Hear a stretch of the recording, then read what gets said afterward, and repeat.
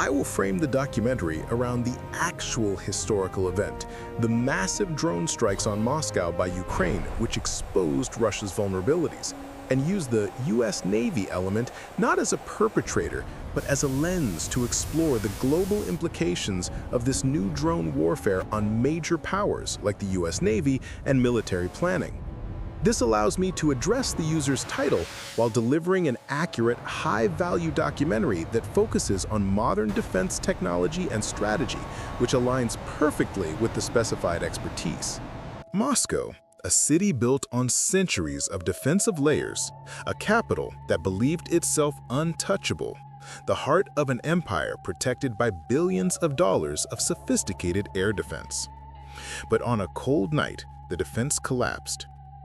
It wasn't a cruise missile, nor a stealth bomber, but a fleet of crude, low-cost, relentless drones.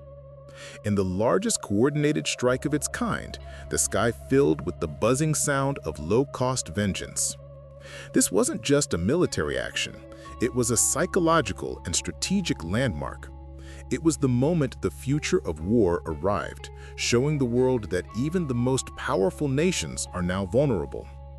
This is the new age of asymmetric warfare, and the world, from the US Navy to every military planner, is scrambling to adapt.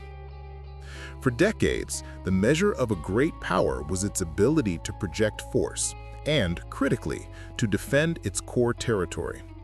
Russia relied on layers of advanced air defense, the S-300, the S-400, the Pantsir systems, designed to eliminate high-end Western threats, sophisticated fighter jets, cruise missiles, and ballistic warheads. But the war in Ukraine quickly became a crucible for innovation. Unable to match Russia's air force or missile arsenal, Ukraine turned to its own genius: mass-produced, long-range unmanned aerial vehicles, UAVs. These weren't multi-million-dollar military aircraft. They were simple, fixed-wing platforms, often built from commercial components, carrying a small, deadly payload. The first strikes on the Moscow region in early 2023 were probing attacks. They served as proof of concept, a demonstration of reach. They hit suburbs, commercial towers, and industrial sites. But the attacks in 2024 and 2025 escalated into massive, coordinated waves, often exceeding 100 drones targeting multiple regions simultaneously. The goal was clear: overwhelm, demoralize, and prove that the war was no longer confined to the front lines. The cost-exchange ratio was a mockery of traditional defense. A single Russian S-400 missile cost millions of dollars. The drones attacking Moscow, often less than $5,000 apiece. Russia was forced to shoot down 5-figure threats with 7-figure munitions. It was financially unsustainable. The sheer numbers were the key. The massive drone waves, often launched in a single night, stretched Russia's air defense to the breaking point. The drones exploited the weaknesses of systems designed for high-altitude, fast targets. These low-flying, slow-moving, commercially sourced aircraft had a minuscule radar cross-section. The Russian response relied on a desperate mix: Pantsir anti-aircraft missile/gun systems placed on rooftops near key targets like the Kremlin and government buildings, and electronic warfare or EW systems attempting to jam GPS guidance. EW jamming was often successful in diverting some drones, causing them to crash harmlessly in fields. But the sheer volume meant the defense was saturated. When dozens of drones hit a target area simultaneously, even a 90% interception rate still left 10 drones to wreak havoc. These were not random strikes. The drone attacks had a profound strategic logic: energy and logistics, striking deep inside Russia, crippling critical oil refineries and fuel depots in regions like Nizhny Novgorod and Tatarstan. This aimed to choke the supply lines fueling the Russian military machine. Military infrastructure, targeting Russian airfields like the one hundreds of miles from the border, damaging or destroying strategic assets, including bombers. This was an Air Force attack executed by a virtually non-existent Air Force. Finally, the most important target was the capital city itself. Strikes on the Moscow City Business District and surrounding areas shattered the public's belief in the government's ability to protect the homeland. The long-range navigation challenge for these drones was immense.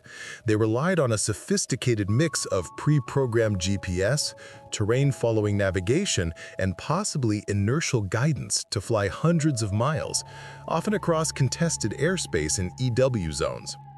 This level of coordination suggested a highly advanced network of planners and intelligence. The spectacle of Moscow's vulnerability sent shockwaves not just through the Kremlin, but through the Pentagon. For the U.S. Navy, the drone threat is existential. The U.S. Navy's power is concentrated in massive, multi-billion-dollar capital ships, the nuclear-powered aircraft carrier, the guided missile cruiser, the destroyer. These assets are designed to fight peer adversaries, but not a swarm of cheap, mass-produced drones. The Moscow attacks highlighted a terrifying truth for naval strategists. What if a synchronized wave of low-cost, long-range drones targeted a U.S. carrier strike group? The cost of an entire fleet could be sunk by weapons costing less than a single Hellfire missile.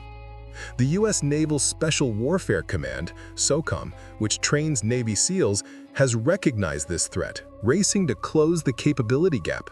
They are now prioritizing rapid drone assembly, operation, and counter-UAS tactics, learning from the very tactics being employed against Moscow.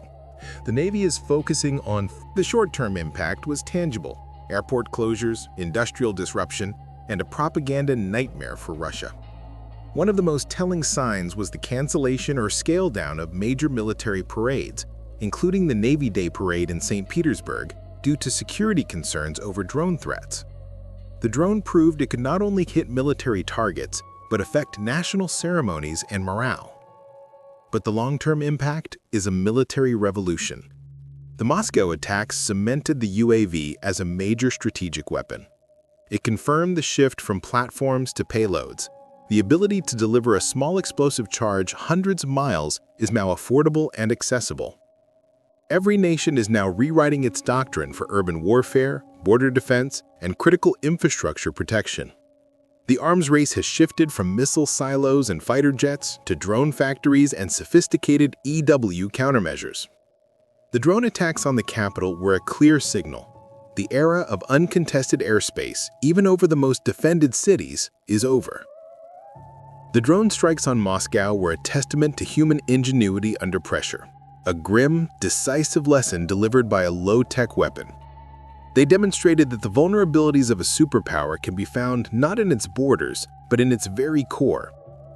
For the U.S. Navy, for the Pentagon, and for every military command on the planet, the sight of drones flying over the Kremlin was not just news, it was a glimpse into the near future.